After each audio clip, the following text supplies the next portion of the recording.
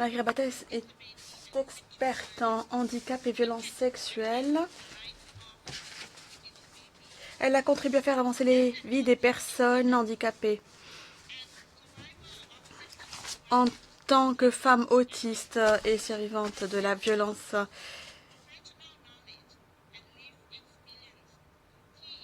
et à partir de son expérience vécue et de son rôle de cofondatrice et présidente de l'association francophone des femmes autistes, elle œuvre à l'échelle nationale et internationale, y compris aux côtés des Nations Unies, afin de promouvoir une approche fondée sur la vie humaine et la prise en compte des systèmes de violence pour y mettre fin. Madame Rabatel, vous avez 10 minutes pour votre intervention. Merci beaucoup de votre présence. Mesdames et messieurs, Excellences, chers collègues, je vous remercie pour cette invitation et pour l'opportunité de prendre la parole dans le cadre de cette table ronde. En tant que membre de la société civile et experte des questions de handicap et de violences sexuelles, je m'exprime devant vous dans un cadre guidé par la Convention relative aux droits des personnes handicapées, et en particulier son article 16. 20 ans après l'adoption de la Convention relative aux droits des personnes handicapées, le constat est sans appel. Les violences persistent à des niveaux inacceptables. Les personnes en situation de handicap sont exposées à des niveaux de violence environ 2 fois supérieurs à ceux du reste de la population. Les enfants en situation de handicap y sont jusqu'à 5 fois plus exposés que les autres enfants. Ces violences ne constituent pas des faits isolés, mais des violations structurelles des droits humains. Je voudrais commencer par rappeler une évidence fondamentale. Aucun être humain ne devrait être exposé à un risque accru de violence du seul fait de son handicap. Et pourtant, c'est une réalité. Je fais partie de ces femmes. Je suis une femme autiste et je suis une survivante de violences sexuelles. Face à ce constat, nous appelons les États à renforcer leur obligation de prévention et de protection conforme à l'article 16 de la Convention. Cela implique de rendre systématiques les politiques de prévention des violences dans tous les dispositifs, qu'ils soient publics ou privés, accueillant des personnes handicapées. Je m'exprime aujourd'hui non seulement en tant que survivante et présidente de l'Association francophone de femmes autistes, mais aussi en tant que personne concernée par les politiques publiques que nous devons transformer. Des études indiquent des taux pouvant atteindre jusqu'à 88% des femmes autistes ayant subi des violences sexuelles, dont une partie importante avant l'âge de 14 ans. D'une manière générale, les personnes en situation de handicap sont plus souvent isolées. Elles sont plus fréquemment placées dans des situations structurelles de dépendance et de déséquilibre des rapports de pouvoir, ce qui accroît leur exposition aux violences et aux abus. Leur parole est moins crue, moins entendue, parfois même niée. Les agresseurs, quant à eux, ciblent précisément ces facteurs structurels. Mais, du point de vue des droits humains, ce n'est pas la vulnérabilité qui produit de la violence, mais l'absence de protection effective dans des environnements à risque. Face à cela, nous avons une responsabilité collective. Ce que nous observons n'est pas une succession de situations, mais des violences systématiques résultant de l'intersection du validisme, des inégalités de genre et des déséquilibres structurels de pouvoir. Je vais structurer mon propos autour de 3 axes: la prévention, le repérage et le recueil de la parole, et la prise en compte du psychotraumatisme. La prévention est notre première ligne de défense, mais elle ne peut être efficace que si elle est pensée avec les personnes handicapées et accessible à toutes et tous. Elle doit aussi être intégrée dans tous les environnements de vie. La prévention des violences n'est pas une option politique, elle constitue une obligation juridique contraignante au titre de la Convention. En France, par exemple, nous avons créé un outil qui s'appelle le Règlosport. C'est un outil de prévention dans le sport qui a été créé, pensé par et pour les personnes en situation de handicap, les sportives et les sportives. Et puis, lors des Jeux olympiques, paralympiques, Cet outil est devenu l'outil officiel, puisqu'on s'est aperçu que c'est un outil qui est utile à tout le monde. Nous avons d'autres exemples. Par exemple, des livres qui ont été créés par l'association Les Amis de Romy, qui abordent la question du viol et de l'inceste.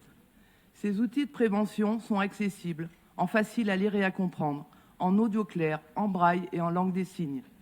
Ils permettent enfin à tous les enfants, quels que soient leurs besoins, d'accéder à une information essentielle, reconnaître une situation de danger et savoir comment réagir.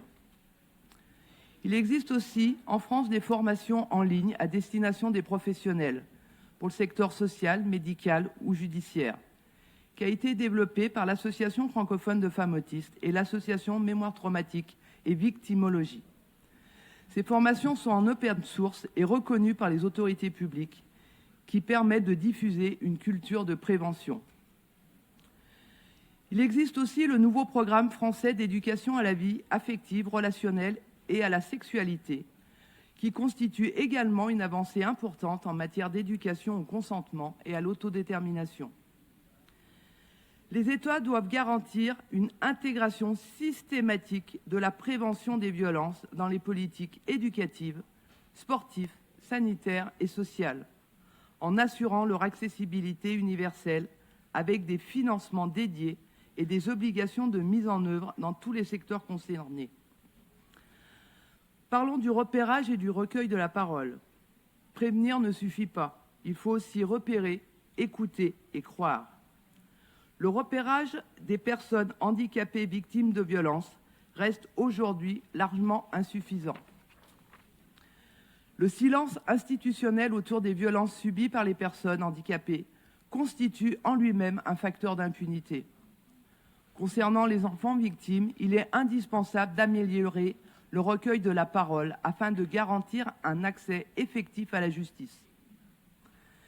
Aussi, afin de renforcer la protection des enfants et de prévenir des violences sexuelles, la vérification systématique des antécédents judiciaires pour les infractions à caractère sexuel de toute personne professionnelle ou bénévole en contact avec des enfants doivent être généralisées. En France, nous avons plusieurs initiatives qui ont été développées, notamment le programme Handigynéco, qui constitue une bonne pratique de terrain visant à renforcer la détection des violences et l'accès aux soins pour les femmes handicapées, quel que soit leur lieu de vie. Il existe aussi le programme Intimagir, qui constitue une approche de proximité dédiée à la vie intime, affective, relationnelle et sexuelle, à la parentalité et à la prévention des violences sexuelles. Il associe professionnels et expertise des personnes handicapées et développe des missions d'information, d'orientation, de conseil et d'accompagnement à destination des personnes concernées, de leurs proches, des aidants et des professionnels. Je rajouterai un point essentiel, est le développement de la communication alternative améliorée, qui constitue aujourd'hui une condition indispensable de l'accès effectif au droit à la justice. Sans communication, il n'y a pas de parole, et sans parole, il n'y a pas de justice. Il est urgent de renforcer son déploiement et son intégration systématique dans l'ensemble des dispositifs de prévention, de signalement et d'accès au droit. Pour les personnes non oralisantes ou ayant des difficultés de communication, ces outils sont déterminants. Ils permettent à la fois la prévention des violences et la libération de la parole. Au regard du droit international, les États doivent rendre obligatoires des dispositifs accessibles de signalement et de recueil de la parole, co-construits avec les personnes handicapées et intégrant les outils de communication alternative améliorés. Je vais vous parler de la prise en compte du psychotraumatisme. C'est un angle mort des politiques publiques et la prise en compte du psychotraumatisme. Les violences, notamment les violences sexuelles, ont des conséquences profondes, durables et souvent invisibles. Chez les personnes handicapées, ces conséquences sont encore trop peu reconnues et souvent confondues avec le handicap, ce qui peut entraîner des errances de diagnostic, une aggravation des troubles, une perte d'autonomie ou une non prise en charge du psychotraumatisme.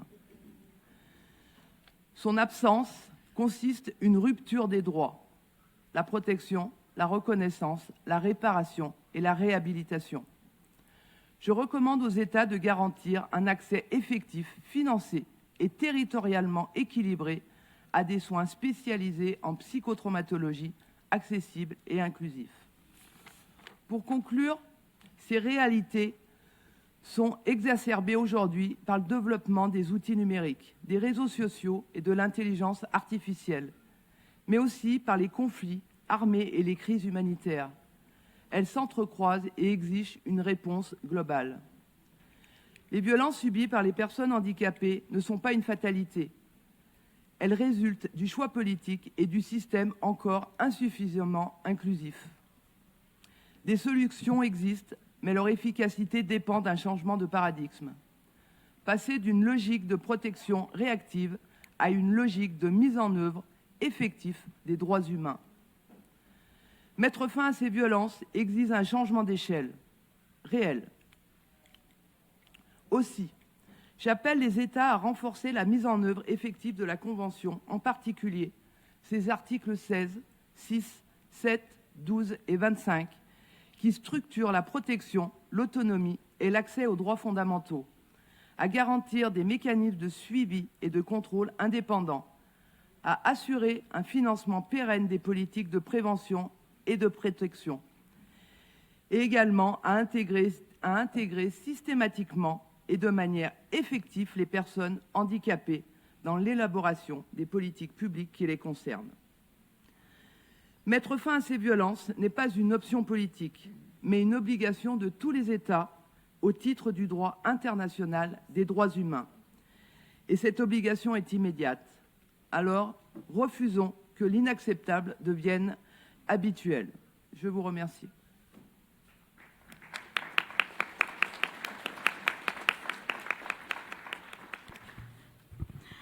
Thank you.